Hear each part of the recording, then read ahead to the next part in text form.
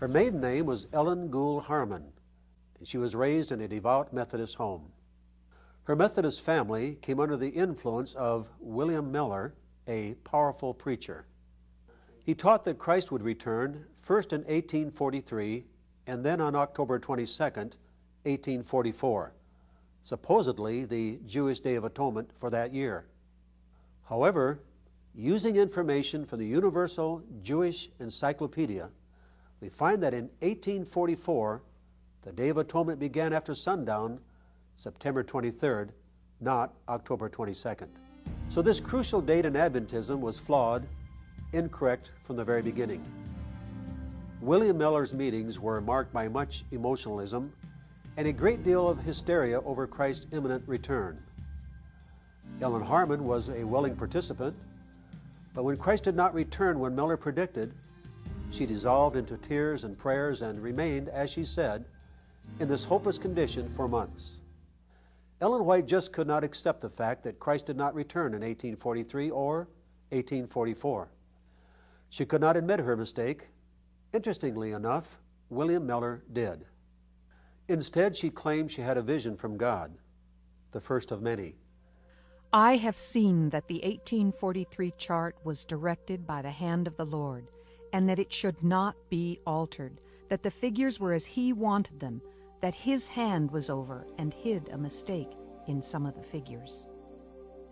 Rather than admit that she was in error, Ellen Harmon claimed that God was the one who had made the mistake and had covered it up Himself. Ellen's controversial vision forced the readjustment of many Adventist dates and doctrines. Even though the 1843 date had now been adjusted to 1844, it was still in error. Nevertheless, the 1844 date became the foundation for many central Adventist doctrines and beliefs, which continue to be held to this day.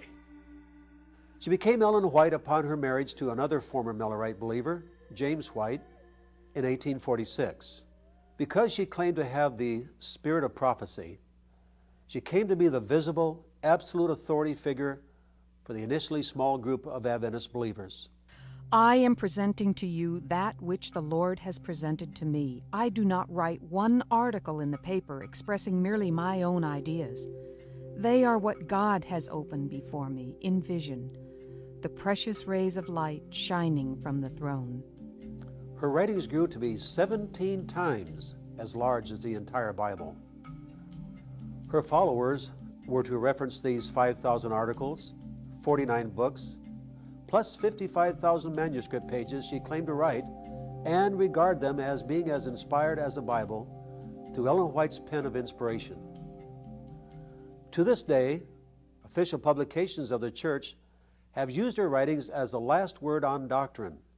In the 27 points of fundamental beliefs, they state that the Bible is a source of authority, but they also say that her writings are a continuing and authoritative source of truth. They have, however, made her more embarrassing writings unavailable, locking them securely away in the White Estate vault.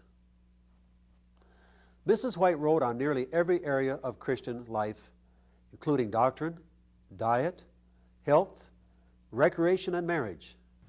Many of her writings were done from Elmshaven, her California home. She claimed an angel stood by her bed near this chair in her bedroom.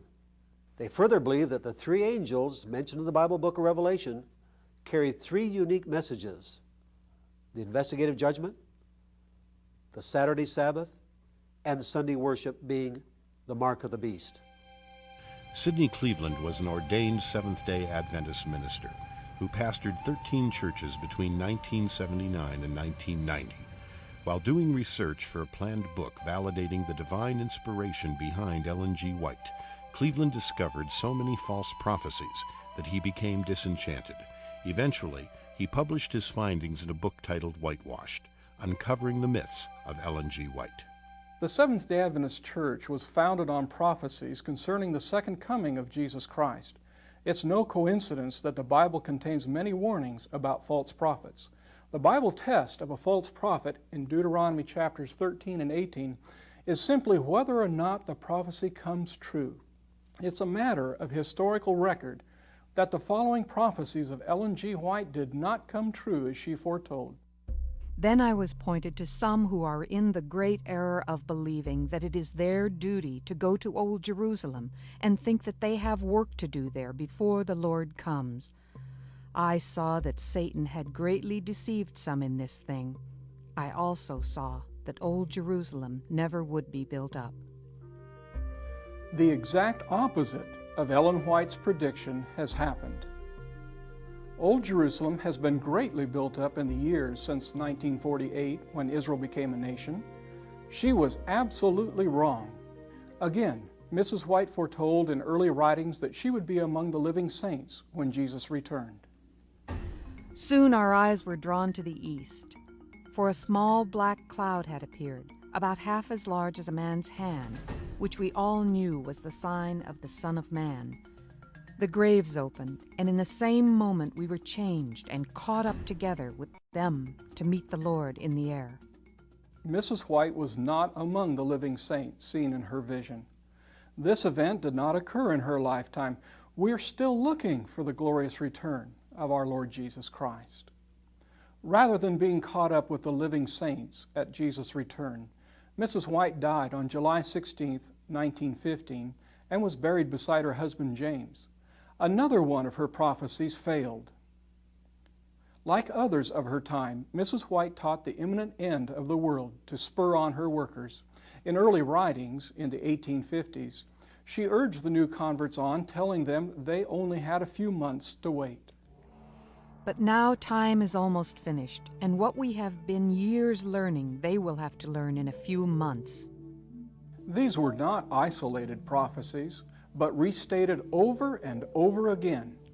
In May 1856, at a church meeting in Battle Creek, Michigan, Mrs. White boldly stated, I saw that some of those present would be food for worms, some subjects for the 7 last plagues, and some would be translated to heaven at the second coming of Christ without seeing death. In biblical times, she would have been stoned to death for being a false prophet. Mrs. White did not confine her prophesying to the events surrounding the coming of the Lord, but prophesied how foreign governments would act against the United States. In 1862, Ellen White predicted the downfall of the United States following a great war involving many nations. During the Civil War, she prophesied that England would declare war on the northern states and humble them into the dust. Said the angel, when England does declare war, all nations will have an interest of their own to serve, and there will be general war, general confusion. This nation will yet be humbled into the dust. History proves the utter error of this prophecy. England did not declare war on the northern states. Other nations did not join in. The United States of America was not humbled into the dust in defeat. Mrs. White again, clearly to the objective mind, prophesied falsely. Mrs. White in a vision also claimed to have traveled, complete with wings, to various planets which were full of inhabitants. She reported meeting Enoch on a distant planet during one of her journeys. Other times, she saw angels using Golden Gate passes to go in and out of heaven. Some of her so-called visions reflected her own racist views. For example, she believed that certain races of people were the result of sexual relations between man and animal, which she referred to as an amalgamation. Every species of animal which God had created were preserved in the ark. The confused species, which God did not create, which were the result of amalgamation, were destroyed by the flood. Since the flood, there has been amalgamation of man and beast, as may be seen in the almost endless varieties of species of animals and in certain races of men. Despite the unbiblical nature of her visions, her followers continued to accept her as God's messenger and her writings as inspired as the Bible.